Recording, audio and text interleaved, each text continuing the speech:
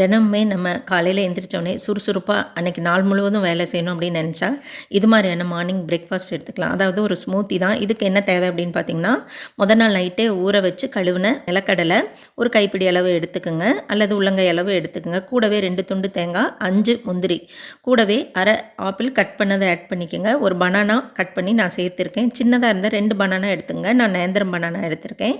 நீங்கள் எது வேணாலும் எடுத்துக்கலாம். கூடவே அரை கப் அல்லது 3/4 கப் அளவுக்கு வாட்டர் ஆட் பண்ணிவிட்டு நல்லா அரைச்சி எடுத்துகிட்டு வந்துடுங்க. சத்தான மார்னிங் பிரேக்ஃபாஸ்ட்டான இந்த ஸ்மூத்தி இப்போ ரெடி ஆயிடுச்சு.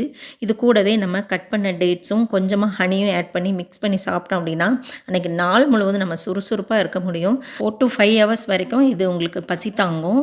நம்மளோட ஸ்கின்னுக்கும் ஹேருக்கும் ரொம்ப நல்லது, ஹார்ட்டுக்கு ரொம்ப நல்லது. சுகரையும் நம்ம மெயின்டைன் பண்ண முடியும்.